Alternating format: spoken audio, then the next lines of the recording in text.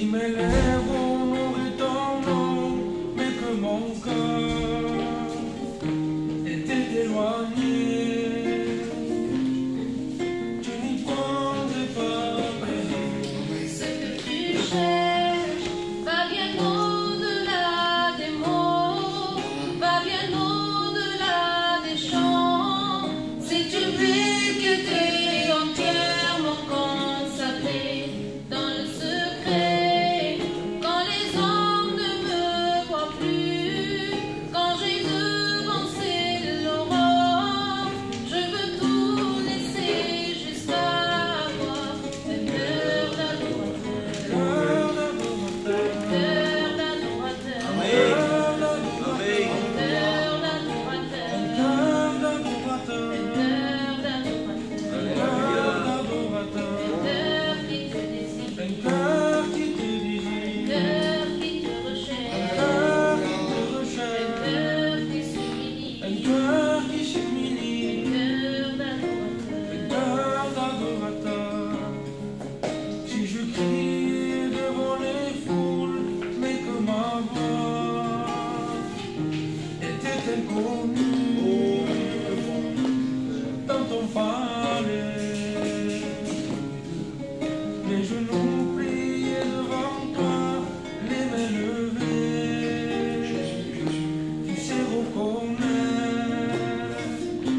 le vrai du pareil. Ce que tu cherches va bien au-delà des titres. Je veux chanter comme David et paraître encore plus vil que ça. M'abaisser à mes yeux. Sonde-moi, ô Dieu, connais mon cœur et vois si tu peux l'éprouver. Un cœur d'adorateur, Cœur d'adorateur, cœur d'adorateur, cœur d'adorateur, cœur d'adorateur, cœur d'adorateur, cœur d'adorateur, cœur d'adorateur, cœur qui te un désire, cœur qui te désire, cœur qui te un recherche, cœur qui te recherche, cœur qui Merci Jésus. un cœur qui s'humilie, cœur un d'adorateur. cœur d'adorateur. Alléluia. Nous allons prier le Seigneur ensemble, nous allons laisser toute la place à la parole de Dieu. Amen. Seigneur, nous voulons te louer et nous voulons te remercier. Bonjour à tous, content de venir ici. Ça fait quelques années, je crois, Gloire à Dieu, que je n'ai pas pu venir, mais merci au Seigneur. On peut se retrouver ensemble pour méditer la parole de Dieu, pour glorifier Dieu. Amen. Hein. On est conscient qu'on est peu de choses. Avec le temps que nous vivons, nous pouvons dire qu'on est peu de choses.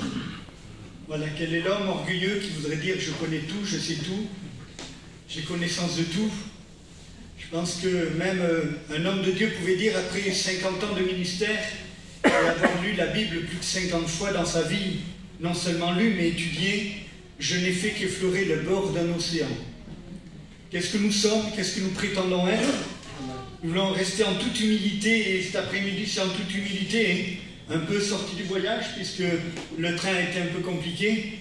Donc il y a un quart d'heure que je suis là, gloire à Dieu, mais on va essayer ensemble de partager la parole de Dieu, de se faire du bien, amen, hein, et de vraiment savoir ce que Dieu veut de nous. Est-ce que vous voulez aller plus loin avec Dieu? Donc ça va être le but de cette mission, aller plus loin avec Dieu. Mais je voudrais juste là, parce que ce n'était pas prévu pour moi cette réunion, mais on l'a fait quand même, gloire à Dieu, toujours se réjouir d'annoncer la parole de Dieu. Et je voudrais ouvrir la Bible avec vous dans l'évangile de Matthieu, au chapitre 26, et au verset 41. Allez, on peut lire même 40, c'est difficile de lire l'un sans l'autre. Il vint vers les disciples qu'il trouva endormis. Il dit à Pierre, vous n'avez donc pu veiller 1 heure avec moi. Veillez et priez, afin que vous ne tombiez pas dans la tentation. L'esprit est bien disposé, mais la chair est faible. Gloire à Dieu. Nous prions, Seigneur, que tu bénisses ces moments. Que tu nous bénisses à chacun, Seigneur. Oh Dieu, merci. Que ton esprit descende et nous révèle ta parole. Ta parole est lumière et vie, Seigneur, et nous te glorifions pour cela. Nous te demandons d'éclairer nos cœurs. Amen. Pour la gloire de ton nom, Amen. Amen. Gloire à Dieu. Excusez-moi, mais il est vraiment trop en face de ma figure. Et j'y arrive pas. Voilà, c'est mieux pour moi. C'est court, mais c'est pas grave. Gloire à Dieu. De côté, Dominique, prends le micro. Voilà. Voilà. Ça va mieux. Merci. Gloire à Dieu. Hein? Nous avons l'habitude de faire cette prière, ou cette prière que Jésus nous a enseignée. Notre Père qui est aux cieux, que ton nom soit sanctifié, que ton règne vienne, que ta volonté soit faite sur la terre comme au ciel. Donne-nous notre pain chaque jour. Pardonne nos offenses, comme nous aussi nous pardonnons à ceux qui nous ont offensés. Ne nous induis pas à la tentation, mais délivre-nous du mal, car c'est à toi qu'appartient le règne, la puissance et la gloire. Amen. Gloire à Dieu. Cette prière que Jésus a enseignée à ses disciples, c'est pas du tout le texte que nous lisons là. Parce que quand il a prié, alors moi j'y connais rien, mais quand il a prié en hébreu ou en araméen. Et je voudrais juste arriver à cette parole de l'Écriture quand Jésus prie et qui dit « Ne nous induis pas en tentation ». C'est comme ça que c'est donné. Mais c'est faux. Parce que déjà, on sait une chose, c'est que Dieu ne tente pas. Il ne tente personne. C'est écrit dans le livre de Jacques. Mais on sait que si on prend l'original, il dit ces paroles. Ne permet pas que nous soyons dans l'épreuve. Pourquoi ? Parce qu'après l'épreuve, quand vient l'épreuve, il y a toujours une tentation. L'épreuve est toujours suivie d'une tentation. Tu es éprouvé et tu as une tentation ou de retourner en arrière, ou de maudire Dieu, ou de dire du mal, mais il y a toujours une tentation qui vient avec l'épreuve. Et le texte original nous dit exactement ça. Garde-nous du pouvoir de l'épreuve. L'épreuve a un pouvoir et agit sur nos vies. Nous savons que Dieu permet toutes choses dans nos vies. Est-ce que vous le croyez? Amen. Dieu permet le bien comme Dieu permet le mal. Mais il amène toutes choses à un seul but, c'est nous faire semblables à son image. Et cela, c'est le travail de Dieu. Et je crois que c'est important de le réaliser, que Jésus nous a enseigné à prier comme cela. Vous savez, le texte était comme ça, a été écrit comme ça, et les catholiques ont changé le texte. Et même ça a été changé, beaucoup ont changé le texte, dans ne nous induis pas en tentation, mais ne permet pas que nous rentrions dans la tentation. La chose, c'est être tenté. Qui c'est qui n'est pas tenté? On est tous tentés, c'est pas mal d'être tenté. Amen. Hein? Nous sommes tous tentés d'une manière ou d'une autre, on est tous tentés. Celui qui dit « je n'ai jamais été tenté », qui lève la main.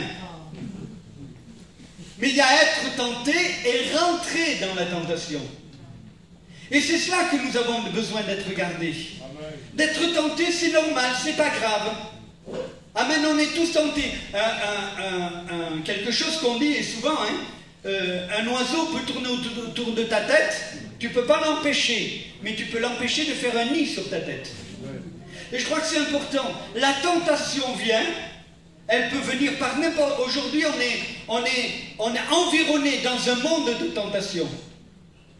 Ils font même des émissions sur la tentation. Et des chrétiens regardent cela. Moi, je suis choqué, mais enfin... Il y a vraiment des... C'est le monde d'aujourd'hui. On est dans la tentation. Mais Dieu nous donne le pouvoir, la possibilité, amen, de ne pas rentrer dans la tentation. Amen. Et c'est pour ça qu'il a souffert. C'est pour ça. Vous savez, quand il est arrivé au jardin de Gethsémane, la tentation est venue dans son cœur. Seigneur, ne permets pas que cette heure vienne. Ne permets pas que je voie la corruption, il voulait dire. Ne permets pas cela, Seigneur. C'était sa tentation. Il ne voulait pas. Mais toutefois, il dit, non pas ma volonté, mais la tienne. Et je crois que c'est important, bien-aimés. Dieu permet que par l'épreuve, nous arrivions à accomplir sa volonté et non pas la nôtre. Amen. Nous sommes toujours conduits par notre propre volonté. Il aurait pu dire, je ne vais pas y arriver, non, c'est pas possible pour moi. Non, chers amis, mais chaque fois que nous laissons le péché atteindre nos vies au travers de la tentation et que nous commençons à y rentrer, à ce moment-là, même si ce n'est pas un péché, même si ce n'est pas un péché grave, mais notre vie en est paralysée. Et notre vie est sèche. Parce qu'on le veuille ou pas, on a commencé à pénétrer doucement dans la tentation. Et je crois que c'est important, bien aimé. Regardez David. David fait quelque chose. On lui prend... on sait que Saül le cherche pour le faire mourir. Et David en a tellement marre qu'à un moment, il commence à dire « Je sais que de toute façon, je vais mourir par l'épée de Saül. » Il est rentré dans la tentation. Et il a mené tout son entourage à être comme lui dans cette tentation, à rentrer aussi dans la tentation. Vous savez, chers amis, nos paroles dans notre famille a une portée terrible. Ça a une portée terrible. Je vous prends un exemple. Je ne sais pas pourquoi je le prends cet exemple, mais vous rentrez du culte. Vous rentrez du culte et vous êtes à table avec vos enfants. Et vous commencez à dire, t'as vu le culte? À ta femme, tu parles à ta femme. T'as vu le culte? Bon, c'est encore l'autre là qui a prêché. Bon, là. T'as vu les cantiques? Oh. Les enfants, ils entendent. Ça s'imprime. Et vous vous étonnez que vos enfants ne sont pas au Seigneur. Ce que l'homme sème, il le récolte.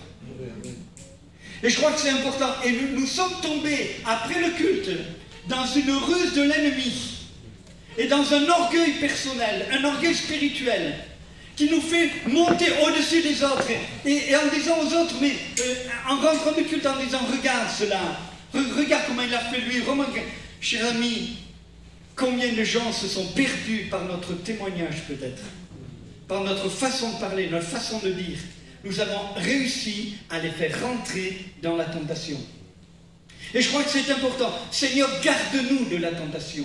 Protège-nous du pouvoir de l'épreuve. Protège-nous. Et je crois que, vous savez, je la fais cette prière. Amen. Amen. Je prie le Notre Père, moi.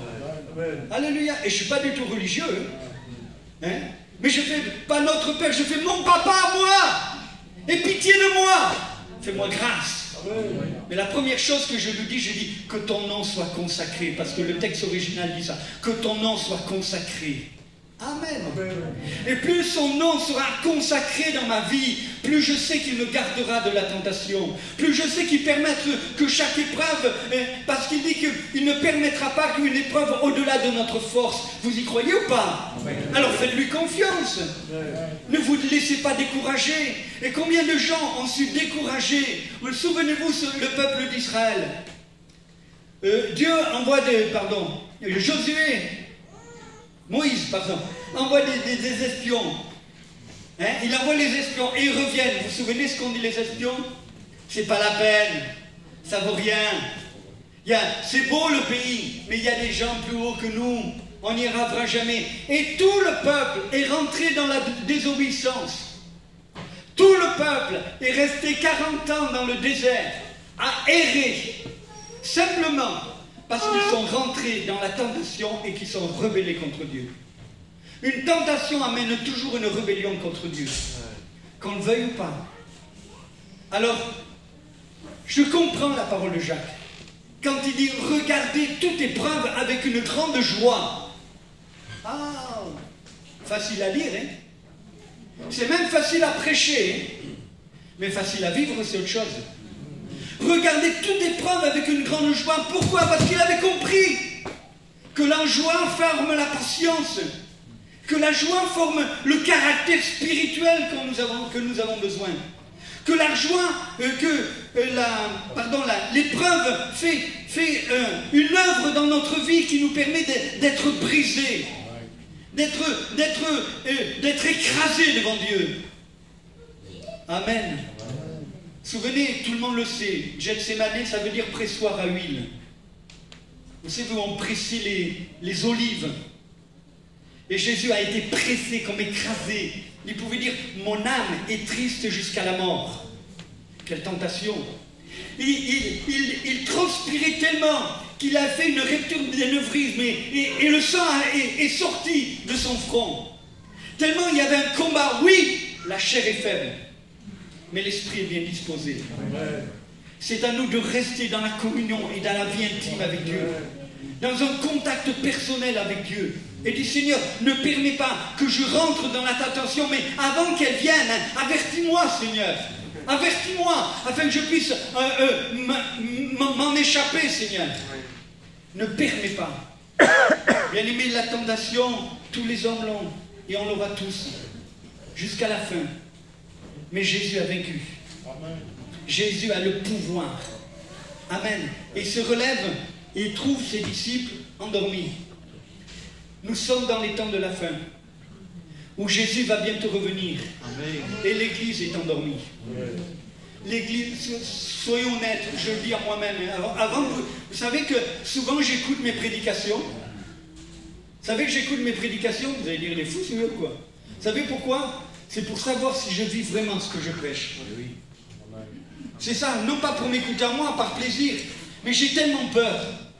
Jésus revient bientôt. Jésus revient bientôt. Et jamais nous le sentons, il y a quelque chose, on en parlait avec le frère, il y a un poids sur les églises. Il y a quelque chose, nous sommes, l'église est endormie. L'église est endormie. Et Jésus leur fait ce reproche, ou leur donne ce conseil.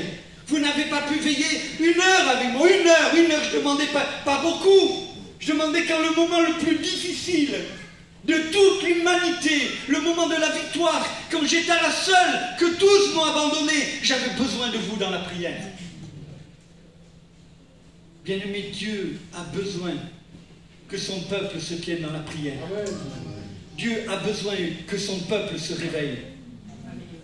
C'est quoi un réveil? Que les âmes viennent, qui se convertissent? Non, c'est pas ça un réveil. C'est un retour à la parole de Dieu en s'humiliant profondément et en disant, Seigneur, je veux faire ta volonté, Seigneur.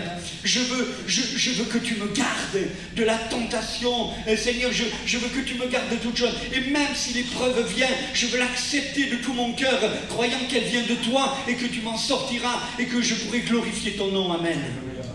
Jamais toute épreuve m'a permis dans ma vie de glorifier le nom du Seigneur.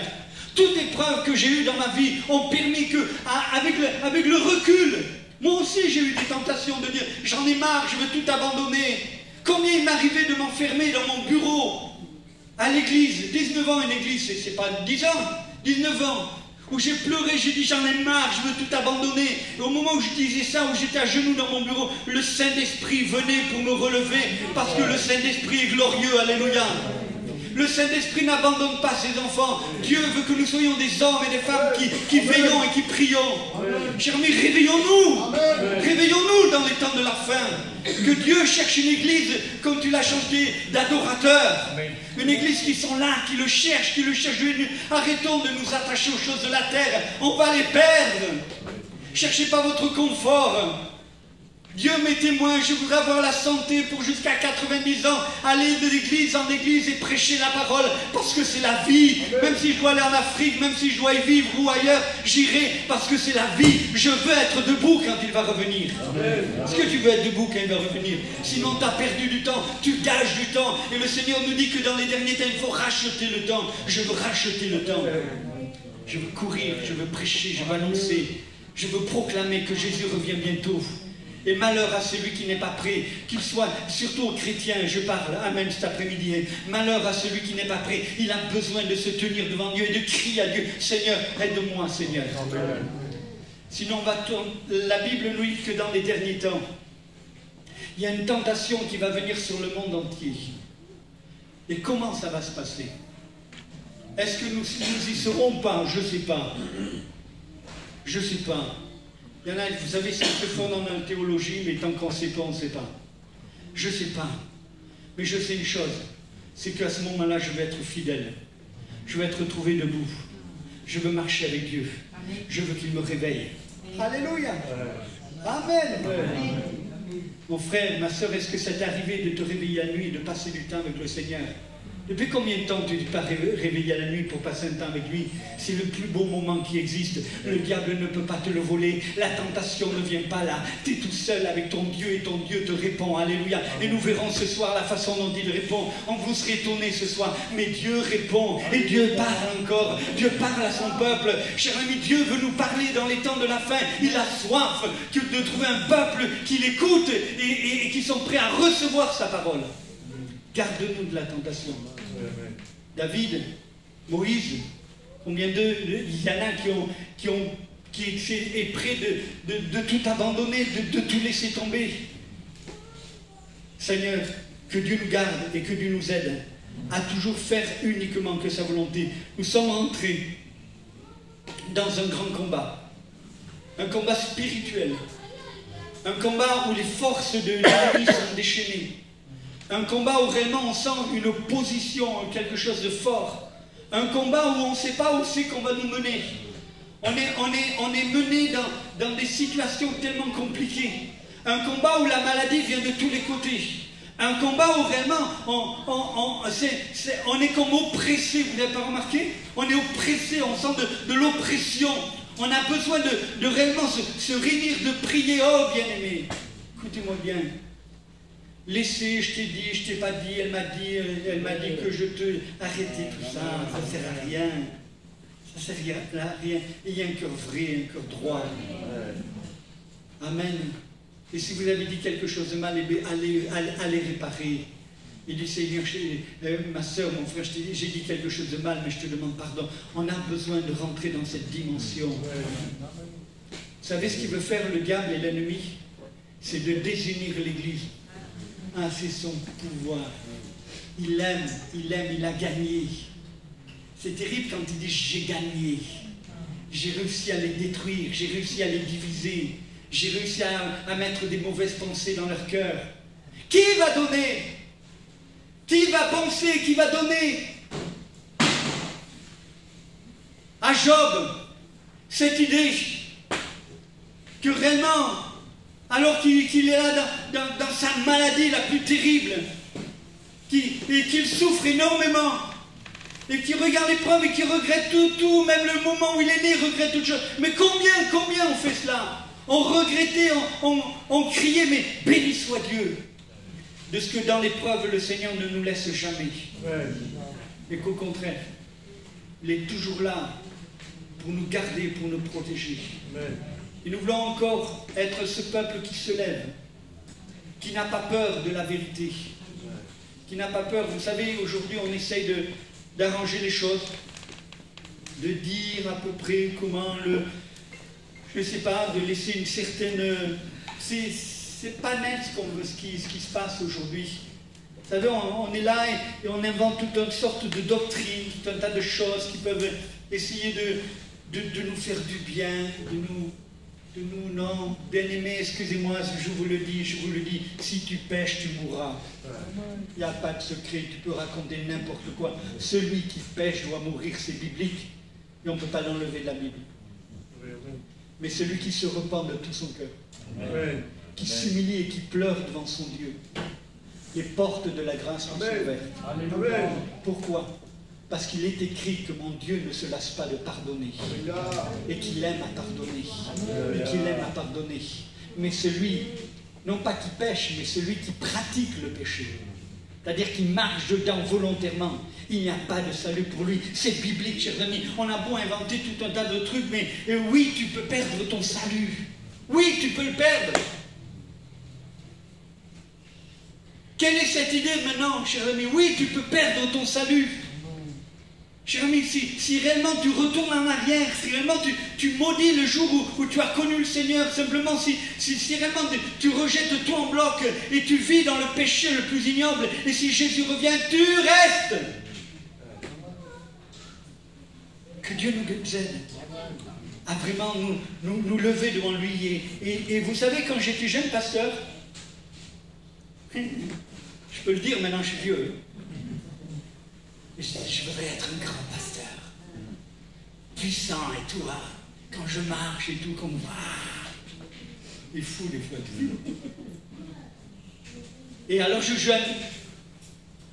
je je me mets à part et je jeûne. Et je jeûne. Je dis, Seigneur, permets que à la lumière et tout.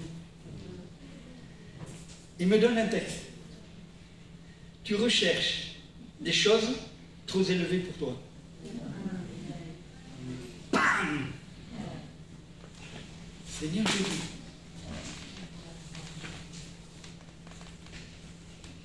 Des fois, nous recherchons des choses, nous réclamons des choses où ce n'est pas le temps de Dieu. Il y a un temps de Dieu. Il y a un temps où nous, on veut tout de suite. On veut s'arrêter au McDo et avoir tout de suite. Mais Jésus et Dieu, c'est pas le McDo. Excusez-moi la référence. On n'a pas tout de suite. On l'a quand lui, il veut. Amen. Au moment qu'il veut. Amen. On voudrait tout de suite. Non, ça ne marche pas comme ça. Amen. Et je crois que c'est important de le réaliser. Et je croyais cela de tout mon cœur. Et vous savez ce que ça a entraîné dans mon cœur quand il m'a dit ça? La tristesse et la tentation de me dire, ça sert à quoi là? Pourquoi j'essaye de me purifier, de me trucider? En vérité, non. Je suis tombé dans la tentation et je suis resté dans la tristesse. Et même quand je voyais les autres, j'en étais même un peu irrité. Je dis, tu vois, c'est bien, moi tu ne me donnes rien. J'étais devenu irrité. Vous voyez comme quoi l'épreuve, ou quand Dieu ne répond pas à ce que nous lui demandons, il peut arriver qu'il se crée dans notre cœur des sentiments, des choses qui viennent. Et c'est ça la tentation. La véritable tentation, c'est cela. Elle vient dans notre cœur et qu'on ne veuille pas. Et ça nous trouble. Et on est là la nuit et on y pense. Et on le marmonne. Et on tourne d'un côté de l'autre. Et on n'arrive pas à s'en débarrasser. Christ est celui qui peut nous libérer. Amen. Amen. Si nous venons à lui en disant, Seigneur, oui, je veux que ma vie te soit consacrée. Je veux que tu me libères totalement de toute puissance et de tout pouvoir que pourrait avoir l'épreuve sur ma vie. De toute tentation. Seigneur, je veux la regarder de loin, mais je ne veux pas y rentrer, Seigneur. Je veux rester, Seigneur. Amen. Et je veux la chasser de ma vie. La tentation, vous savez, elle a une chose, c'est qu'elle s'approche. Doucement. Comme le lion qui tourne autour de quelqu'un et qui rôde comme un lion rugissant, c'est l'ennemi. Elle s'approche doucement, la tentation, et au départ, vous n'y faites pas attention. Vous dites, bon, allez, c'est pas grave. Puis petit, ça persiste. À ce moment-là, ça crée quelques pensées dans votre cœur. Et hop, ça ouvre une petite brèche. Et après, on la laisse. Et on commence à la cultiver dans notre cœur. C'est-à-dire qu'on commence à y penser, à y repenser, à y penser, à repenser. Et là, ça commence à nous pénétrer. Excusez-moi l'expression. Et là, on se sent mal de plus en plus. On sent cette pensée qui prend possession de nous. Et là, de plus en plus, on n'est plus maître de nous-mêmes. On se sent mal. On se sent presque dépressif parce qu'elle est tellement là. Bien-aimé, venons au Seigneur, qui lui a vaincu le pouvoir de la tentation, qui a vaincu le pouvoir du péché, qui a vaincu le pouvoir de l'épreuve, et qui nous rend libres par son nom puissant. Alléluia. Amen. Je veux le regarder à la croix du Calvaire, au jardin de Gethsémani. Je veux le regarder et dire, Seigneur, ta victoire, elle est pour moi. Ta victoire, elle est pour ma vie. Ta victoire, elle est pour moi.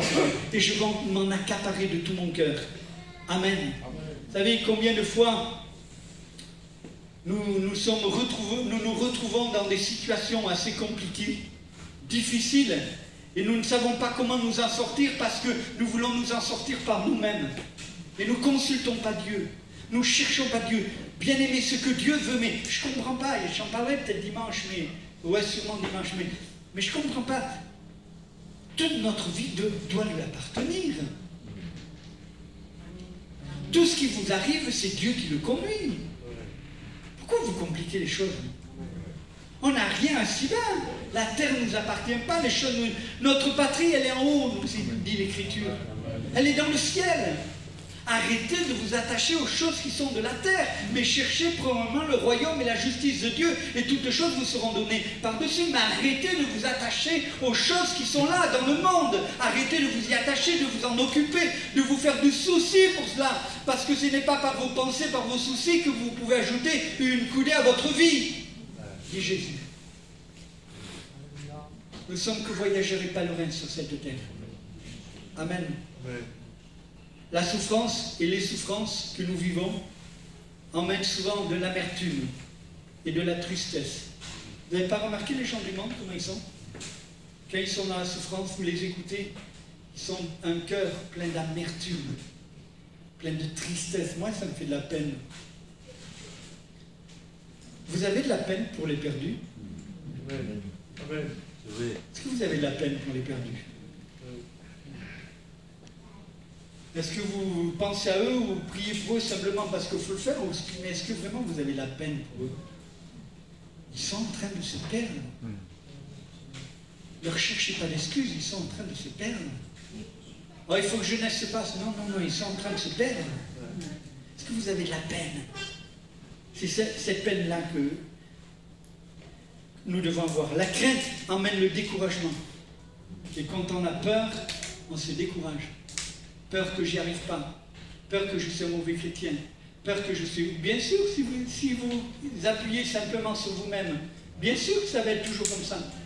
Mais si vous appuyez sur lui, la peur va disparaître. Amen. Parce que la peur ne vient pas de Dieu. Amen. La peur vient de l'ennemi. Dans le jardin d'Éden, la peur n'existait pas. Il n'y avait pas la peur. Mais quand ils ont commis la désobéissance, c'est là que la peur a commencé à rentrer. Et la peur vient du péché. Amen, je parle de cette peur. Hein? Vous savez, j'ai entendu un homme dire ces paroles, écoutez bien. Il a été voir un chrétien qui était en prison, qui avait fait des bêtises. Un chrétien qui était en prison, qui était embêté.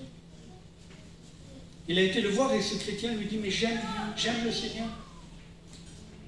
Je l'aime. Il était étonné, il ne comprenait pas. Lui. Il dit, sincèrement, je l'aime, Jésus. J'aime Jésus de tout mon cœur. Il lui dit ces paroles qu'il avait compris en prison. Je l'aime, mais je ne le crains pas. C'est quoi la crainte de Dieu? C'est avoir peur de lui? Non, cette peur-là, c'est quand on a fait quelque chose de mal. Et qu'on sait qu'on risque d'être découvert. C'est ça la peur. Mais la crainte de Dieu, c'est la peur de lui faire du mal à lui. C'est la peur de l'offenser à lui. C'est la peur d'avoir un mauvais témoignage pour lui. Amen. Pourquoi les hommes se cachent? Pourquoi les chrétiens se cachent pour faire le mal? Parce qu'ils ont peur qu'on les découvre. Mais ils sont fous, quoi. Ils n'ont pas compris que Dieu les a déjà découverts. Et quand tu as la crainte de Dieu dans ton cœur, et je crois que c'est ça, il y a beaucoup de gens qui aiment Dieu, et c'est vrai, ils sont sincères, mais ils n'ont pas la crainte de Dieu dans leur cœur. Et ce que Dieu veut, c'est qu'on ait sa crainte à nous, à lui dans notre cœur, pour justement le suivre. Servez l'Éternel avec crainte et tremblement. Alléluia. Et je crois que c'est important. Amen. Hein? L'irritation qui provoque les conflits, quelqu'un qui est irrité. Tu n'as pas vu quand tu rentres d'un culte et que tu es irrité? Jamais ça t'arrive, toi, hein? Non, hein? Mais moi aussi. Tu rentres et là, alors là, qui bouge à la maison, il est foutu. Là, il passe à... C'est fini, là. Là, et puis si un frère vient et te dit, je sais pas, un petit mot, même ce mot, tu vas le comprendre à l'envers. Tu vas le tourner, tout et tout. Ça emmène des conflits. Seigneur, garde-moi de l'irritation. Amen.